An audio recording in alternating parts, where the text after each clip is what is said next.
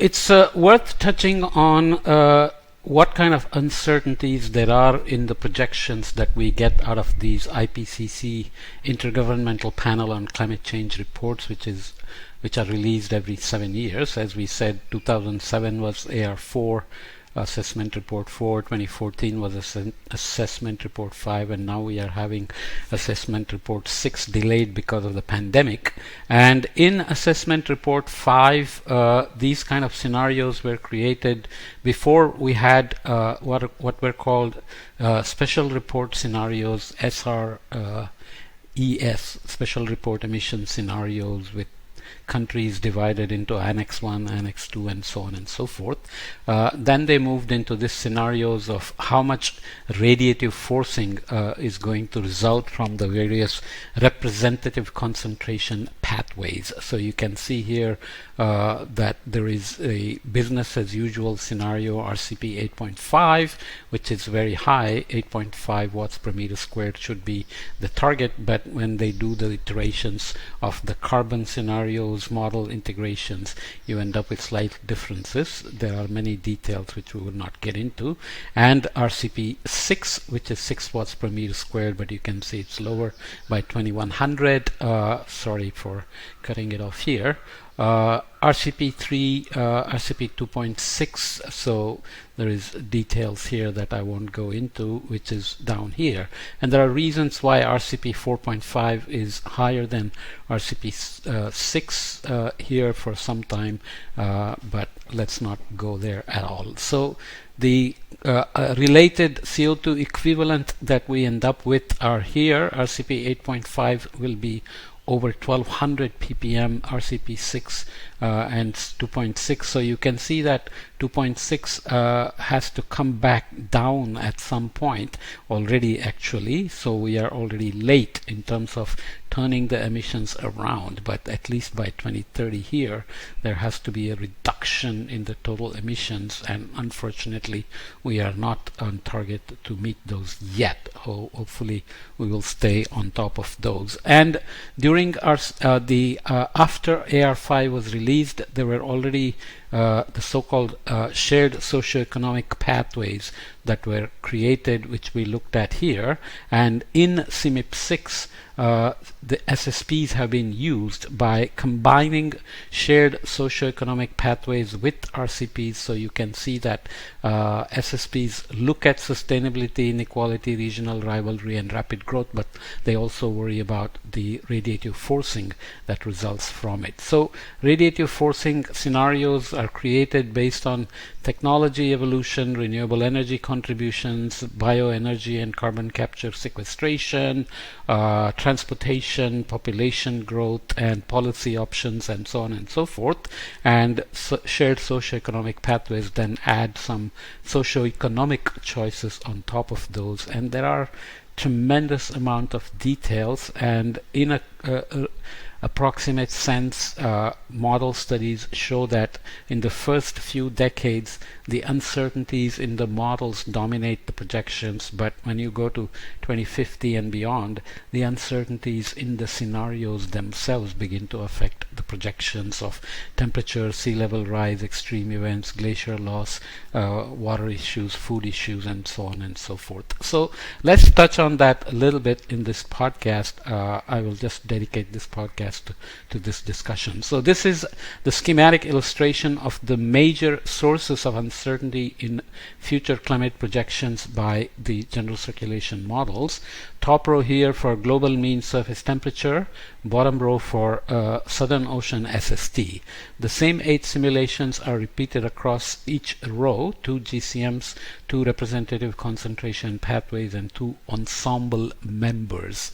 So you have to be careful what we mean. There are many centers across the world which participate in the assessment reports. They all take the same scenarios, same initial conditions. All kinds of protocols are set up that have to be strictly followed, and many models participate, and they are different in many ways, similar in many ways. So looking at different models gives you a sense of how the models generate variability within them going into the future. So here, starting at something like 2010, integrating out to 2100 with different models and different representative concentration pathways and ensemble members, which means the same model is perturbed a little at the beginning of the integration, and then multiple simulations are generated for the same representative concentration pathway, which tells you that how differences in the initial conditions or some other ways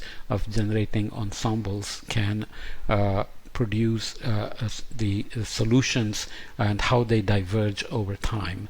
So you can see the impacts of perturbations here over time.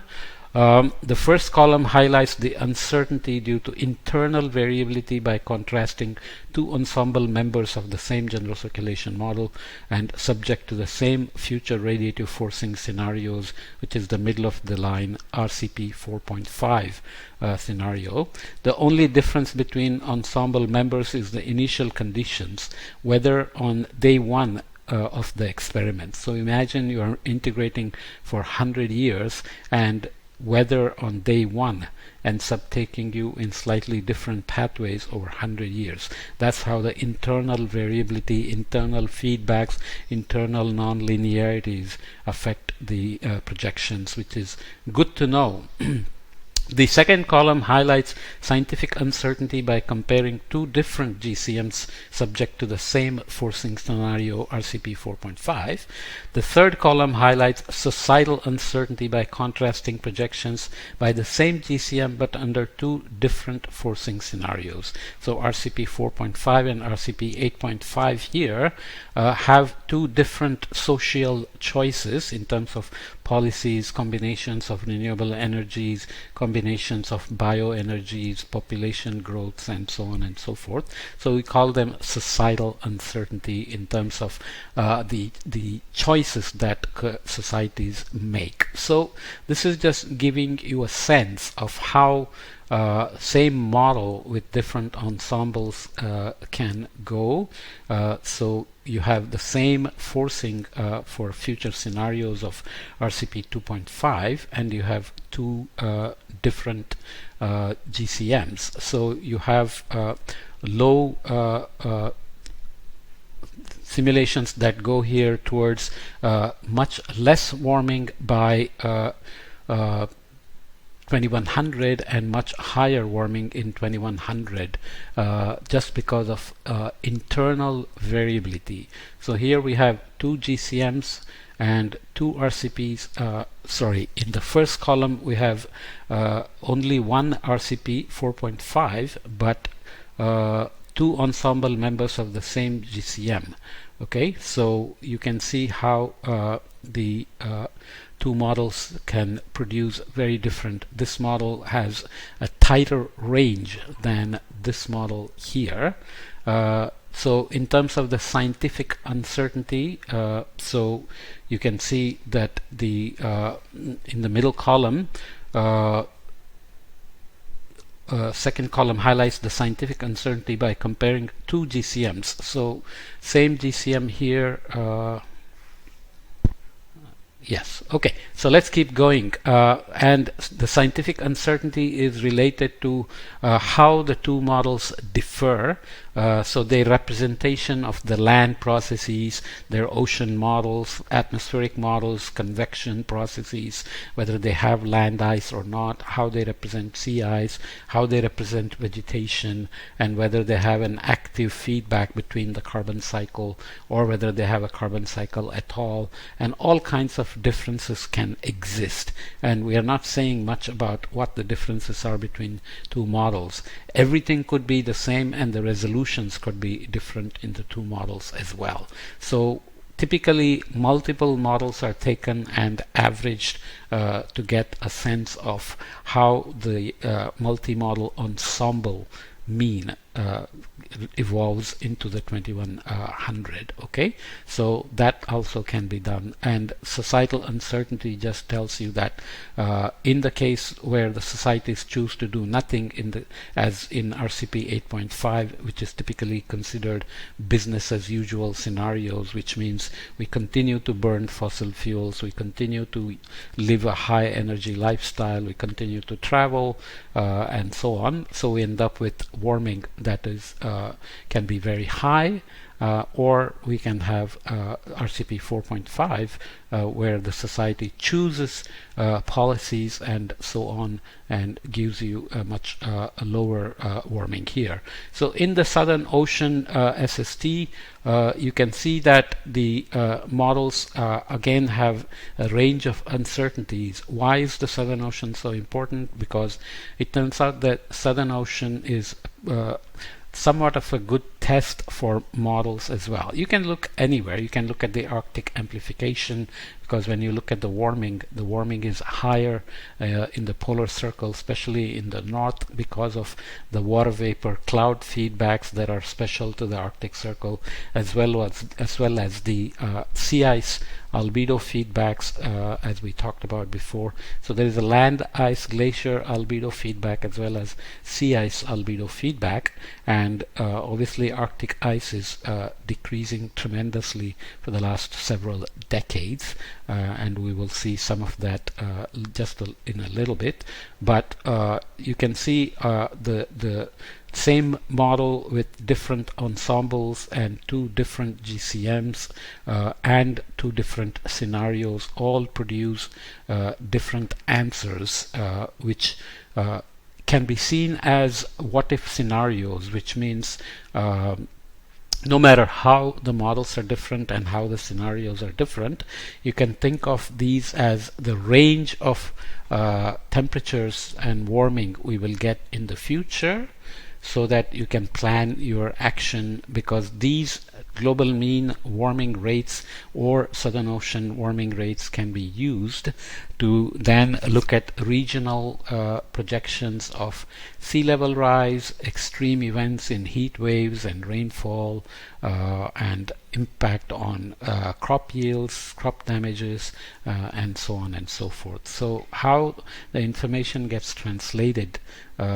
is very important, but it is important to have a sense of how the same model can have a large internal variability, which can give you very different solutions at the end, versus how different scenarios can produce, or different models can produce different solutions, and how different scenarios can produce different solutions. So you can get, in some sense, you can see here that the range of uncertainties is higher because of scenarios here than the scientific uncertainty or the internal variability here.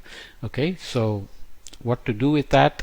Some people want to change the time scales of the discussion and say, instead of projecting everything to 2100, we should focus on shorter term decadal time scales, let's say 2030 horizons, because many of the decisions on infrastructure, energy, etc. have to be done for the short time horizon. Information in the long horizon of 2100 may not be as useful considering the uncertainties. So there is a group that argues that there are societally relevant timescales which are multiple years, like 2 to 3 years, and then out to 10 years or 20 years, and not these 60, 70 year projections. Of course, there is also an argument that these projections out to 2100 are taking enormous resources from the community, enormous time of big groups, and so on and so forth. So that debate about whether these projections should continue to do the same thing or should try to change their ways and produce information that is really usable by the policymakers and decision makers and so on, is a very separate debate. But here we will just stick to the short introduction to the issues of uncertainties in terms of scientific uncertainty, internal variability, and societal uncertainty. So we'll come back and look at ocean's role in a more specific way. So far we've just been introducing the various mechanisms of projecting into the future without saying too much about the ocean's role, but now we will say much more about the ocean's role. Okay.